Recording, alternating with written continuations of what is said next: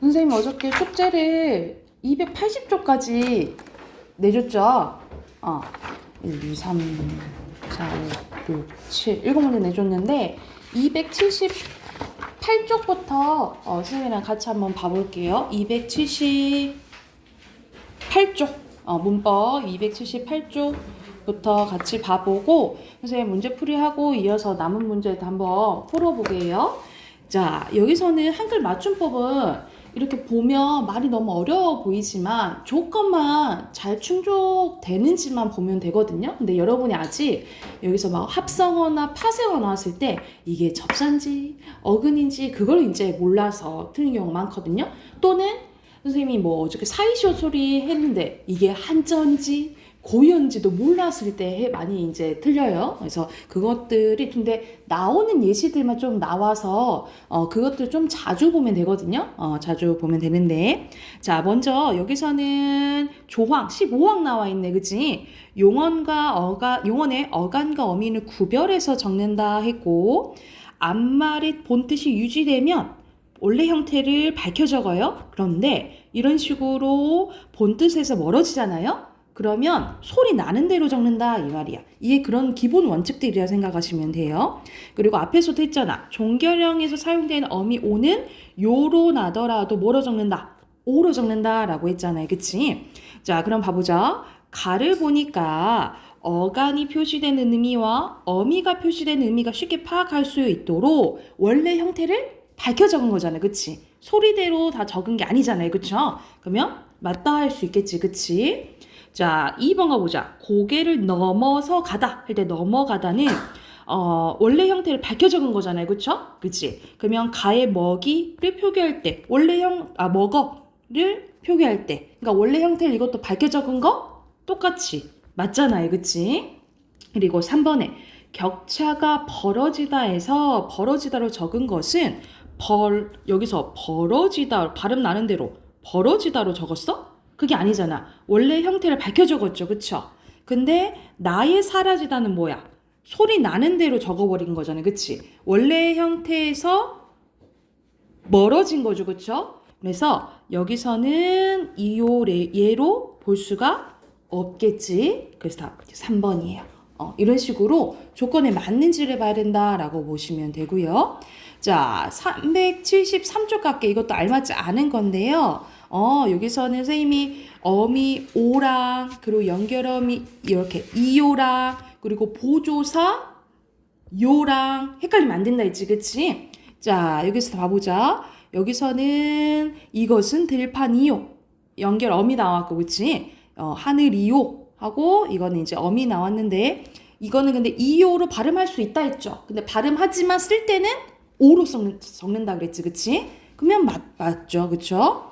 자, 고향이 어디니? 서울역 할 때는 이거는 존댓말이잖아, 그치? 이때 요는 보조사, 존댓를 나타내는 보조사라고 했어요. 그러면 이요로 바꿔줄 수 있어? 바꿔줄 수 없어. 요는 그냥 요인 거예요. 그래서 답 2번인 거야. 그래서 어민지, 조산지를 잘 구별해야 된다라고 생각하시면 될 것 같고요.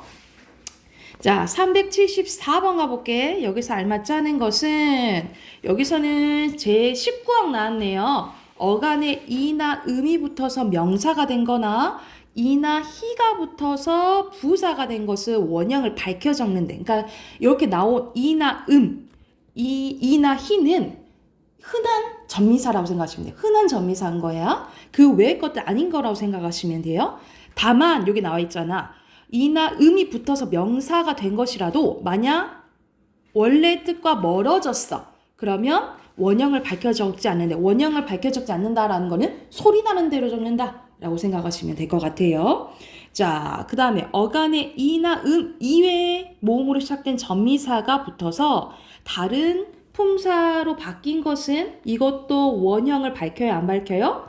안 밝히는 거야. 그래서 이건 대표적으로 맛 플러스 웅이고 묻 플러스 엄이에요. 그러니까 웅과 엄은 흔하지 않는 전미사라고 생각하시면 될 것 같아요. 자, 그래서 여기서는 이가 널리 쓰이는 전미사 맞죠, 그죠? 그리고 목걸이와 달리 목걸이 이거는 원형을 밝혀 적었잖아, 그치? 그러면 어간의 뜻과 멀어지지 않는 예 맞겠죠. 마중을 웅으로 적지 않는 것은 웅이 흔하지 않는 전미사이기 때문이지, 그치? 그리고 널리 쓰이는 전미사가 붙어 어간의 원형을 밝혀 적은 거 같이 이 맞잖아, 그치? 그리고 널리 쓰이는 전미사가 붙었지만 어간의 뜻과 멀어져 어간의 원형을 밝혀 적지 않는 예로는 막의 막 플러스 에예요. 근데 여기서는 이거는 흔하지 않는 전미사잖아, 그치? 여기가 틀린 거야. 그래서 5번이에요. 됐을까요? 그리고 375번 가볼게. 자, 조건. 기억은 파생어야 돼. 그리고 원형을 밝혀 적지 않는 거는 소리 나는 대로 적어야 된다는 거예요. 소리 나는 대로.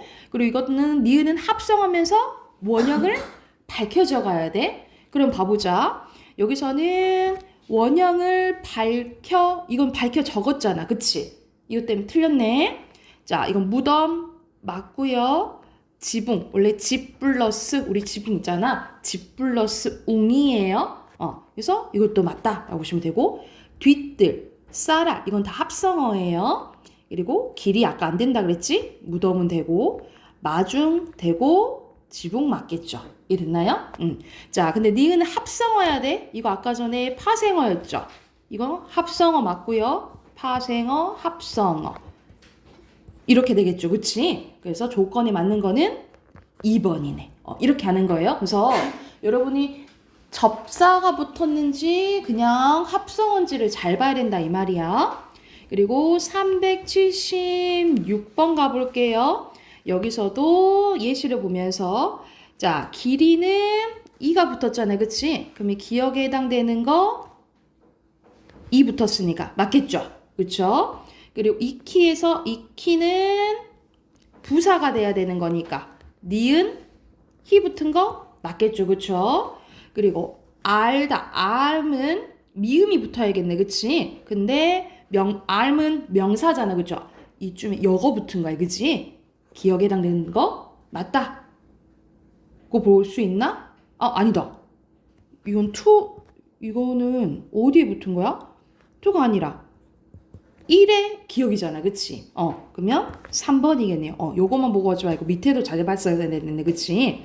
그리고 자주는 원형을 밝혀 적지 않은 거니까 붙어도, 그치? 그래서 3번이 틀렸네요. 그러니까 이거는 조금 꼼꼼히 좀 잘 보셔야 돼요. 잘 보셔야 되고. 그래서 3번이고.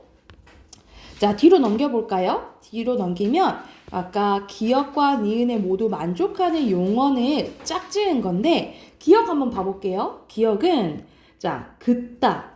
기본형이 긋다잖아. 그치? 긋다인데 시옷이 이렇게 탈락해버려. 이것을 일정하게 변하지 않는 것을 불규칙 활용 용언이라고 해요. 불규칙 활용 용언. 예를 들어서 짓다도 마찬가지야. 우리가 짓다인데 지어 지은이 이렇게 되잖아. 그치? 이거 불규칙 활용이라고 생각하시면 되고요. 니은 같은 경우에는 웃다, 긋다처럼 활용 양상이 동일한 용언이 있다라는 거예요. 그래서 봐봐. 벗다는 그대로 시옷이 유지되죠. 그쵸? 이런 거의 활용 양상인데 각각 보면 기억과 니은을 모두 만족하는 용언을 짝지어라 라는 거야. 자, 여기서는 보통 넣어보면 되거든요. 여기서는 굴러 이렇게 돼버리지. 그치? 흘러 뒤집어 이렇게 돼요. 그리고 붙잡아 이렇게 되지. 그치? 그리고 캐물어 이렇게 되죠. 그죠? 그러면 안 변하는 건 뭐야? 뒤집다랑 붙잡다는 안 변해. 그치? 근데 니은은 봐볼까? 여기서는 잠가 이렇게 되죠. 그리고 푸르러 이렇게 돼요. 그리고 이렇게 되지.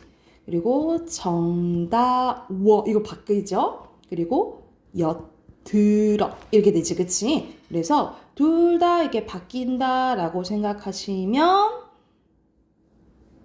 여기서는 5번이라고 보시면 되겠고요. 이것도 잘 안 되니까.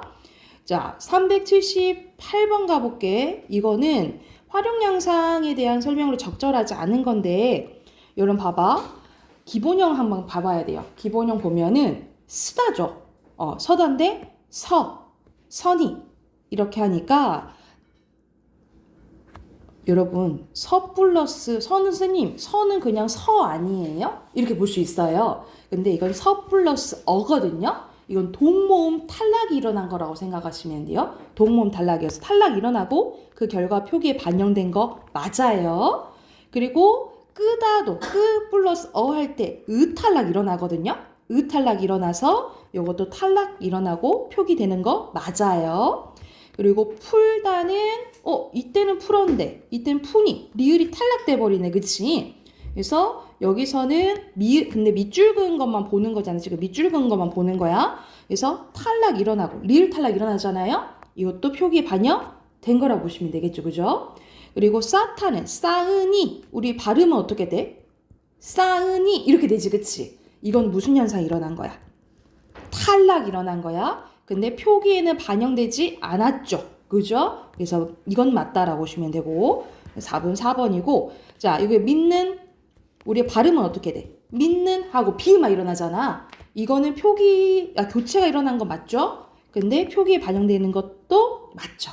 이해됐을까요? 이런 식으로 각각 조건이 맞는지를 확인해야 된다라고 보시면 돼요. 그래서 이거는 꼼꼼히 보고 하면 다 풀 수는 있는데 시간이 조금 오래 걸리긴 해요. 시간이 좀 걸리긴 하는데 이거는 좀 나오는 예시만 나오니까 아까 전에 그 파생어 같은 것도 뭐 마중, 맛 플러스 뭐 자주 하면 잣 플러스 이런 것들 있잖아요. 이런 것들만 나오기 때문에 아마 자주 보면은 여러분 익숙해질 거야. 근데 이 처음 부분이다 보니까 이게 여기 조항에 속하는지 막 헷갈리거든요. 그래서 꼼꼼히 잘 보셔야 된다라고 보시면 돼요. 그러면 여기 남은 문제들 우리 풀고 또 확인해 볼까요?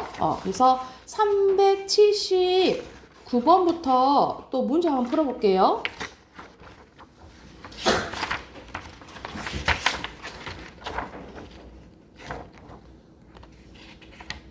여러분 우선 283쪽까지 한번 풀어보자. 6문제 우선 풀어볼게요. 6문제 또 풀고 확인해볼게.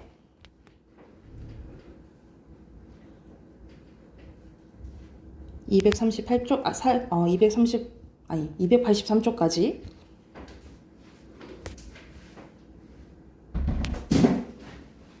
자, 여러분 같이 한번 봐봅시다. 379번부터 자, 여기서는 이거는 돌아서 가는 거잖아. 그치? 그럼 돌아가다 원형을 밝혀 적어야겠죠. 그쵸? 그래서 조항 보면 15항 구별해서 적는다. 붙임일 적용한 거 맞고요.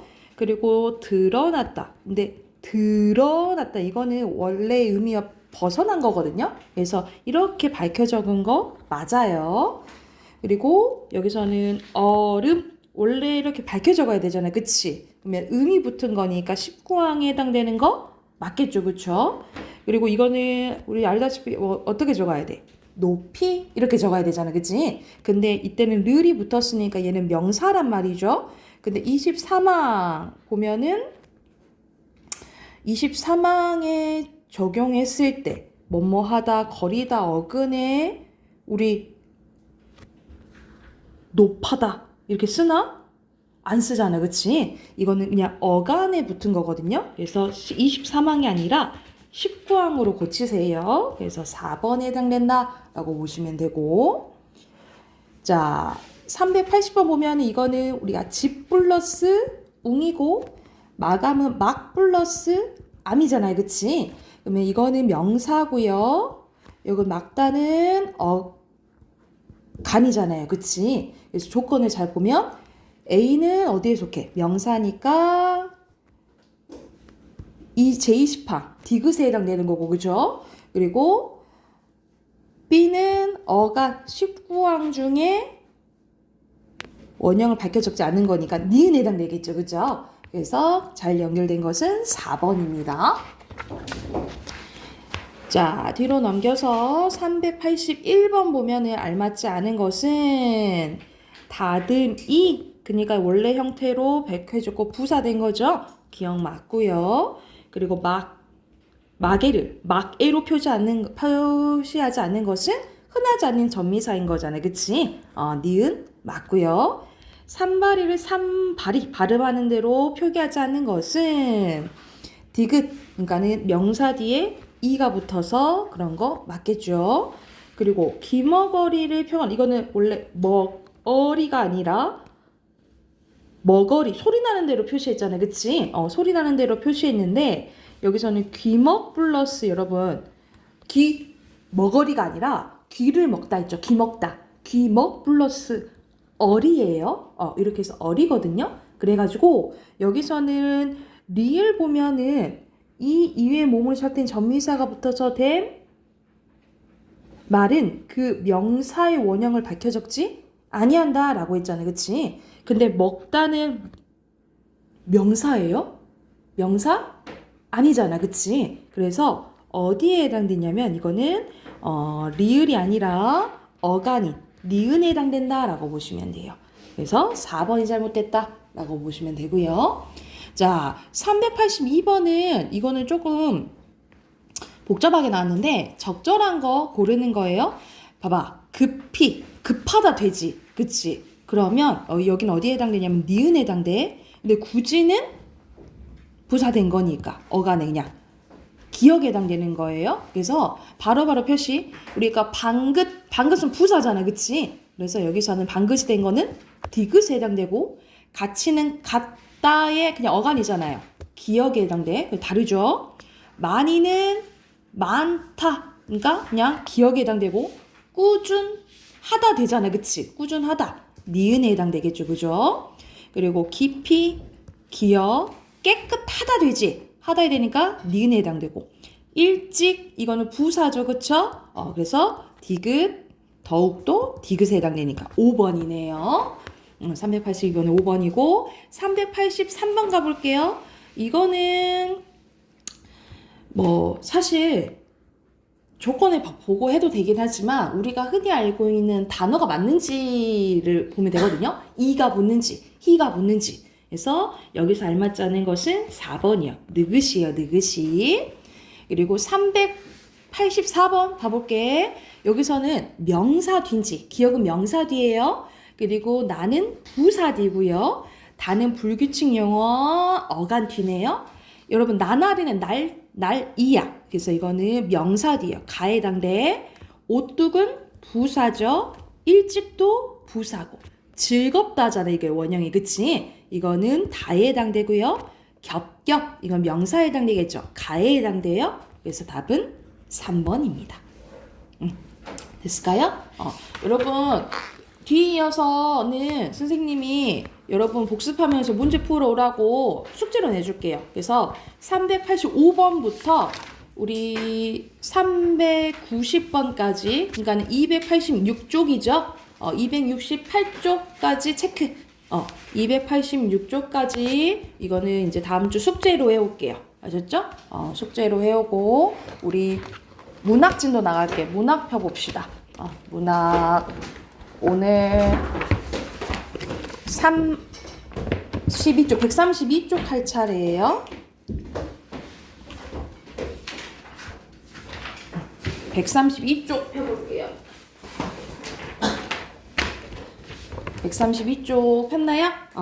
자, 오늘 할 부분은 우리 시에서 없어서는 안 될 상징에 대해서 나와요. 우리 저번 시간에는 비유 배웠었는데 우리가 비유는 빗대는 거지, 그치? 상징도 마찬가지야. 상징도 빗대는 거긴 한데 자, 차이점이 있어요. 차이점은 뭐냐면 선생님이 바로 얘기를 해주면 우리가 상징이랑 비유랑 많이 이제 헷갈려 하는데 자, 상징이나 비유나 빗대는 건 맞아요. 그래서 우리가 표현하려는 관념을 우리가 원관념이라고 하고, 자, 우리가 빗대는 개념을 보조관념이라고 하죠. 그쵸? 근데, 자, 비유 같은 경우에는, 먼저, 비유 같은 경우에는, 표를 좀 잘못 그렸다. 비유 같은 경우에는 원관념이랑 보조관념이 시에서 다 드러나요. 시에서 다 드러나서 1대1 대응이라고 생각하시면 되고, 자, 상징 같은 경우에는 시에서 원관념이 안 나타나요. 원관념이 안 나타나. 대신 보조관념만 나타나요. 그래서 어떻게 되냐면 보조관념을 보고 원관념을 추론할 줄 알아야 돼. 그래서 자, 비유가 1대1 대응이라고 한다면 1대1 대응이라 한다면 자, 상징은 1대 다 대응이라고 생각하시면 돼요. 그래서 상징은 다양하게 해석될 수 있다라고 생각하시면 되거든요. 그래서 여러분 그걸로 해석하면 기억하면 돼. 우리가 보통 비둘기 뭐 상징한다 하죠? 평화 상징한다 하죠. 그렇죠? 우리 평화 눈에 보여요, 안 보여요? 눈에 보이지 않죠. 그래서 눈에 보이지 않는 것을 눈에 보이게끔 하는 게 상징이라고 생각하시면 될 것 같아요. 그래서 밑에 봐봐. 추상적인 사물의 관념 사상을 구체적인 사물로 나타내는 일이나 그 사물을 상징이라고 합니다. 그래서 대표적으로 평화를 비둘기로 나타내는 거, 이것이 상징이라고 보시면 돼요. 그래서 개념 다시 한번 봐볼게. 상징은 넓은 의미로 추상적인 개념이나 사물을 전달할 때 복잡한 개념을 단순화해 빈칸 채우시고 단순화해 구체적인 대상으로 나타냄으로써 매개하는 작용을 하는 방식을 얘기해요. 그래서 어떤 시어는 시어 자체가 관습적이거나 관습적인 건 예로부터 많이 이제 널리 쓰인 걸 얘기를 하는 거예요. 그리고 원형적은 우리가 인간이라면 알고 있는 걸 얘기하는 거거든요. 이 원형적인 의미를 담고 있는 경우가 있으며 작가가 특정 시어에 독창적으로 창조한 의미를 담아낸 경우도 있는데 이때 구체적인 시어가 다소 빈칸 모호해요. 모호하고 암시적인 의미를 내포하고 있는 경우 상징의 표현 방법으로 사용됐다라고 볼 수 있어요. 그래서 이거는 이제 전반적인 상징의 종류에 대해서 얘기한 거거든요. 그래서 표 다시 한번 보면 자 앞에서 그랬잖아. 작가가 특정 시어의 독창적인 의미를 담아낸 경우 있다 했잖아요. 이런 게 개인적 상징이에요. 여러분 밑에부터 할게. 여러분도 시를 지을 수 있잖아요. 그치? 여러분이 시를 지어서 여러분이 의미를 부여하면 그게 개인적 상징이 되는 거예요. 그래서 작가가 기존에 존재하지 않았던 특수하고 새로운 의미를 고안해서 특정 작품에 드러나도록 만들어낸 상징을 개인적 상징이라고 보시면 돼요. 그러니까 우리가 보통 아까 전에 비둘기가 평화의 상징이라 했잖아요. 그치? 근데 나는 비둘기는 너무 싫어. 악의 상징이야. 내가 이렇게 의미를 부여하면 그게 개인적 상징이 된다라고 생각하시면 되고 아까처럼 우리가 비둘기 하면 보통 평화를 이제 떠올리는 것처럼 자 어떤 특정 집단이나 문화권 내 다수의 구성원들이 보편적으로 받아들여지면 관습적 상징이 된다라고 생각하시면 돼요. 그래서 우리 예로부터 대나무나 소나무는 뭘 상징한다고 배웠죠? 변하지 않는 마음, 지조절개라고 배웠잖아요. 그치? 그런 것들이 관습적 상징이라고 보시면 될 것 같고요. 요거보다 더 큰 개념이 원형적 상징이라고 보시면 돼요. 원형적 상징은 문화권에 상관없이 인간이라면 인류 보편적으로 공유되는 의미나 관념을 원형적 상징이라고 해요. 우리가 예를 들어서 물 떠올려보자. 우리가 물은 깨끗함. 우리가 물로 씻잖아. 그치? 그래서 물 하면 정화. 이런 걸 이제 떠올리게 되고요. 여러분 그거 들어봤지? 니마 그 강을 건너지 마 이런 거 들어봤잖아. 그치? 강을 건넌다라는 것은 죽음을 상징해요. 이런 식으로 인간이라면 떠올려줄 수 있는 상징을 원형적 상징이란다 라고 생각하시면 돼요. 그래서 종류는 이렇게 3가지가 있다라고 보시면 됩니다. 그래서 요거와 관련된 시가 밑에 또 나와 있네요. 먼저 원형적 상징에 관련된 거야. 자, 우리가 문학 작품에서 핑크 채울게요. 별은요. 우리 별은 하늘에 있잖아. 이렇게 올려다보잖아. 그치? 그래서 보통 뭘 상징하냐면 내가 바라는 이상, 동경, 순수, 희망을 의미해요. 그래서 이 시에서 중심적인 별 또한 미래에 대한 빈칸, 희망입니다. 희망과 이상이라는 상징적 의미를 지니고 있다라고 보시면 되고요. 자, 관습적 상징에 관련된 예시 한번 봐볼게. 제목이 이제 귀촉도인데요. 귀촉도는 우리나라 전통적인 우리 한스러운 마음, 우리가 억울할 때 막 참아서 이제 나오는 게 한이잖아, 그치? 이 한을 상징하는 소재로 이 시에서도 화자가 임과 이별한 상황에서 한을 드러낸다 라고 보시면 되고요. 자, 그리고 개인적 상징의 대표적인 서정주의 국화협에서 나왔네요. 여러분 국화는 전통적으로 고결함을 상징하는 사군자 중에 하나예요. 그러니까 사군자는 네 개가 그거든요. 매화, 난초, 국화, 대나무 여기 나와 있잖아. 그래서 양반들이 우리 선비들이 좋아하는 걸 이 사군자라거든요. 얘 전체적으로 이제 지조절개를 의미하는데 그래서 관습적 상징으로는 지조와 절개를 의미하긴 해요. 그런데 이 작품에서는 인생의 원숙한 아름다움을 의미합니다. 이거는 이 서정주가 개인적으로 부여한 거야. 이럴 때는 무슨 상징으로 본다? 개인적 상징으로 본다. 이렇게 보시면 되겠죠. 이해됐을까요? 자, 옆에는 옆에 위로 올라가면 기형도의 시가 일부분 나와 있네요. 자, 여기서는 뭐에 대해서 얘기하는 거냐면 빈칸 바로 넣을게. 어머니 넣으시면 됩니다. 어머니조차 무서워요 뭐 이런 소리 나오잖아. 어머니는 모든 생명의 근원으로서 모체, 대지, 자연을 상징하며 온화하고 부드러운 따뜻한 뿐만 아니라 냉정하고 단호한 차가운 속성을 지닙니다. 그러니까 예를 들어서 우리 따뜻하게 감싸 안아주기도 하지만 무섭기도 한다는 거죠. 그치? 어머니는 절대적인 모성애를 발휘하는 감싸 안아주는 빈칸 포용이에요. 포용의 상징이기도 하지만 자식의 온전한 성장과 독립을 위해서 자신으로부터 분리를 행하는 엄격함을 상징하기도 하기 때문입니다. 그래서 여기서는 언제까지나 어머니의 품속에서 살 수는 없으며 언젠가는 완벽한 이제 독립적인 성인이 돼야 된다라는 것을 알려주는 시라고 보시면 될 것 같아요. 그래서 여기서 주제는 가난했던 어린 시절에 대한 회상, 그러니까 어머니에 대한 기억을 담은 시라고 보시면 됩니다. 그래서 여기서는 상징했고 상징의 종류 세 가지 있다라는 거 기억해 두시면 될 것 같아요. 자, 오른쪽에 133쪽 가봅시다. 133쪽은 색채어에 대해서 나와 있네요. 우리가 색채어 나오면 시각적 심사 생각하시면 될 것 같아요. 말 그대로 대상에 대한 인상이 선명하게 드러나는 빛깔 나타내는 말이라고 보시면 됩니다. 그래서 색채어는 색을 나타내는 말입니다. 색채어를 보게 되면 해당 색이 머릿속에 떠오르는데 이러한 이미지를 말 그대로 색채 이미지라고 보시면 되고 이걸 통해서 드러나는 게 이제 시각적 심상이라고 보시면 돼요. 한편 관습적으로 특정 색을 떠오르게 하는 단어가 사용되어 그 색이 머릿속에 떠오른다면 이 또한 그걸 색채 이미지라고 볼 수 있다라는 거지. 여기서 밑에 예시 봐볼게요. 자, 정지용의 바다 이 부분인데 이건 아예 색채어가 나오는 거야 직접적으로. 풀은 보이죠? 그리고 붉고 이런 것들 나오잖아, 그지? 그래서 파도가 밀려왔다가 밀려나가는 생동감 있는 모습을 표현하면서 빈칸 넣을게요. 푸른, 흰, 여기 흰 발톱에 흰 나와 있네요.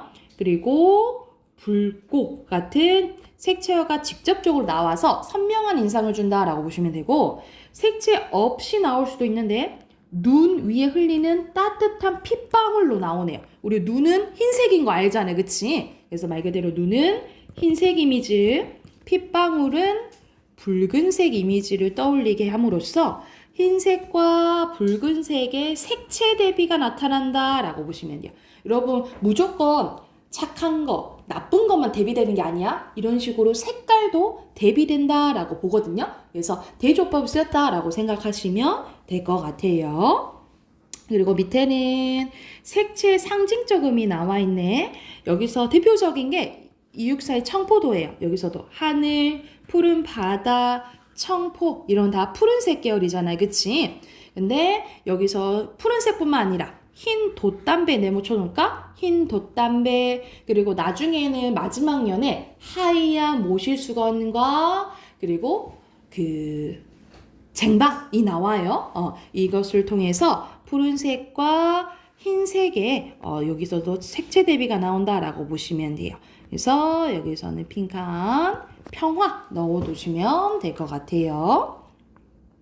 그리고 색채를 통한 분위기도 강조할 수 있는데 청솔, 푸른 숨결, 청솔 이런 게 반복되네요. 그렇죠?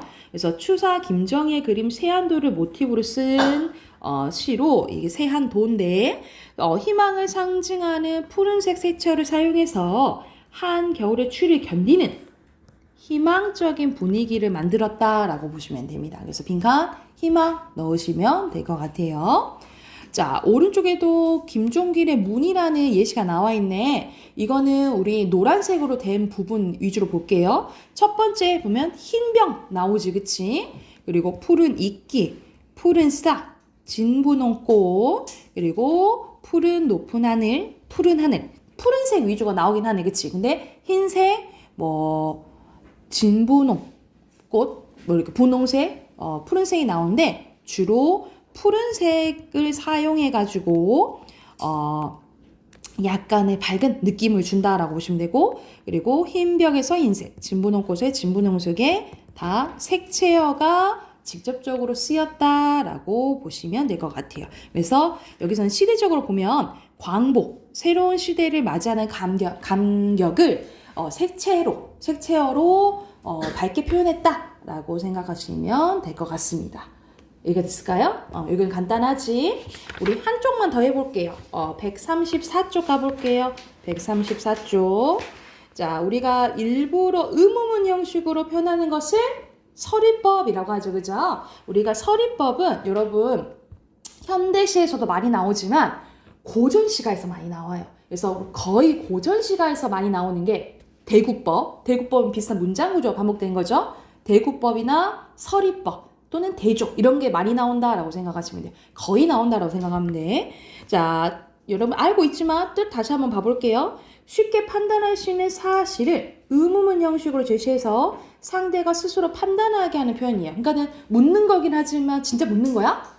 답을 요구하지 않는 거야. 그래서 서리는 의문에 대한 대답을 누구나 알고 있을 만하지만 의도적으로 의문문, 그러니까 넣으세요. 의문문의 형식으로 표현하여 독자에게 질문을 던짐으로써 독자가 스스로 생각하게 만드는 표현 방법이라고 생각하시면 됩니다. 그래서 누구나 쉽게 판단할 수 있는 사실, 상황, 심리, 정서, 사상 등을 의문의 형식으로 표현하여 오히려 속뜻을 강조하려는 표현이 뭐다?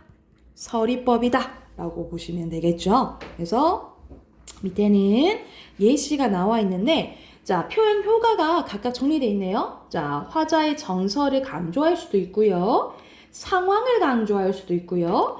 독자의 관심 유발할 수도 있고, 주제를 강조할 수도 있고, 대상이 지닌 속성을 강조할 수도 있어요. 크게 5가지로 정리되어 있네, 그치? 이게 각각 서리의 효과라고 보시면 되는데요. 자, 예시 밑에 있는 화살표 위주로 볼게요.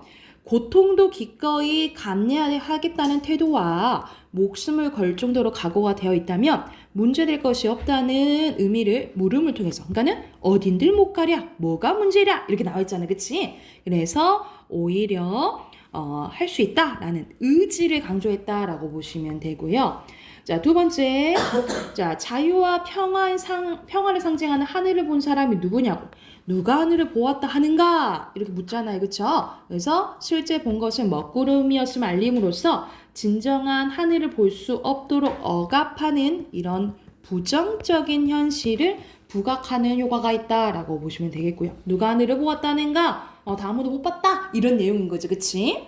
그리고 세 번째, 얼마나 기쁜 일인가 하면서 뭐가 기쁘지? 하면서 독자의 관심 유발하고 있다라고 보시면 되고요.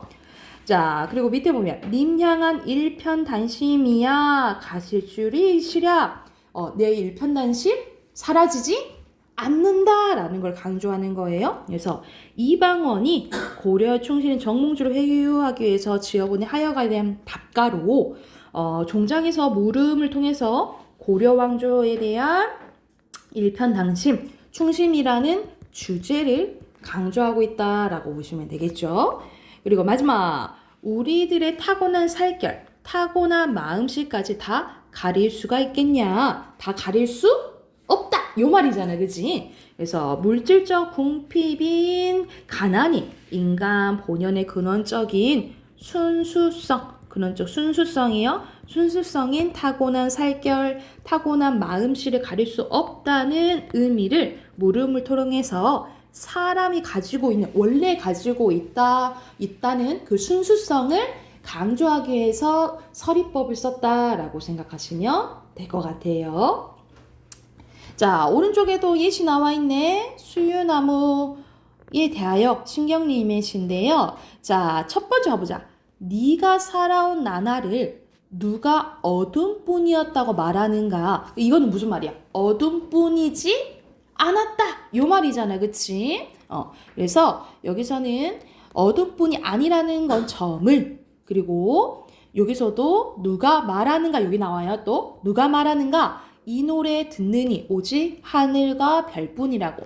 그러니까는 여기서는 이 노래를 듣는 이가 오직 하늘과 별뿐이 아니라는 걸 또 강조하는 거죠. 그쵸? 그래서 여기 두 부분이 서리법이 쓰였다라고 생각하시면 될 것 같아요. 그래서 서리법이 쓰인 부분 첫 번째와 마지막 표시해 두시면 되겠죠.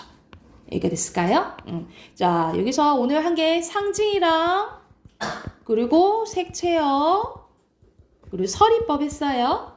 여기 해당되는 문제 우리 또 숙제로 해올게요. 그래서 135쪽부터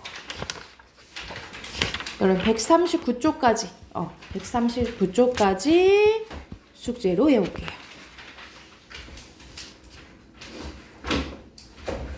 숙제를 해오시고 우리 독서 마지막 독서 합시다. 오늘 독서 126쪽 할 차례예요.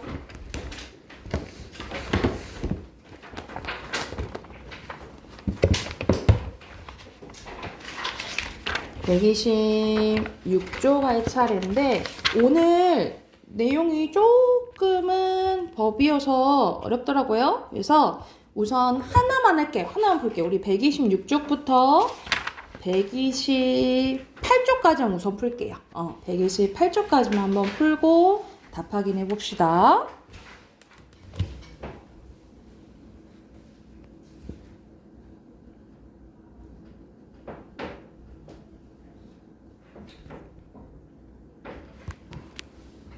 같이 한번 봐볼까요? 빈칸 먼저 채워봅시다.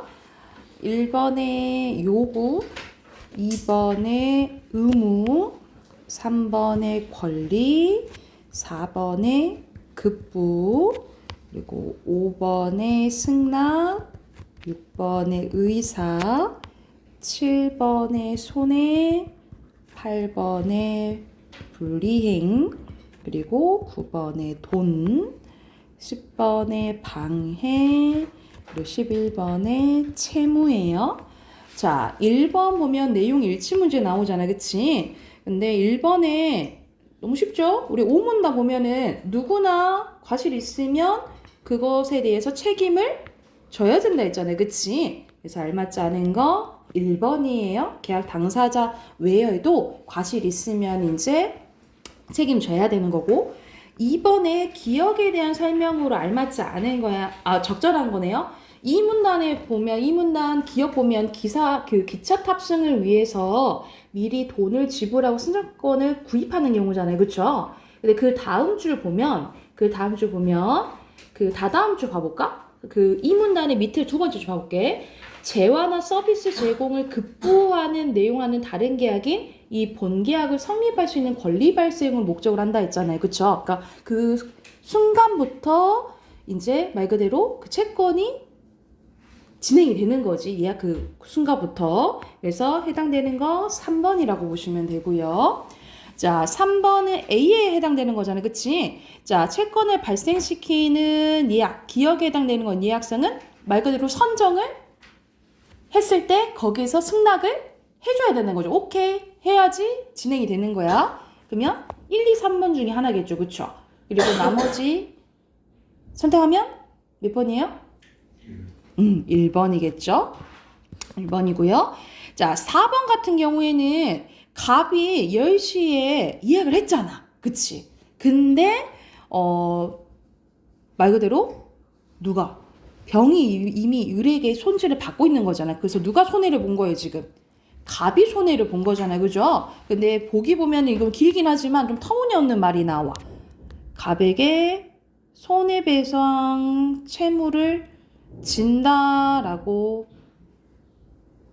했는데 여기서는 4번이거든요. 그러니까는 말 그대로 병에게는 손해배상 채무만 있지 채무 불이행 책임은 없겠죠. 그치? 그 병은 손님이잖아. 그치?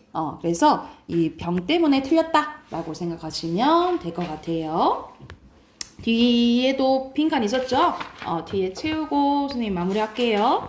1번에 합의, 2번에 미래, 3번에 채권, 4번에 성립, 5번에 승낙, 6번에 예약,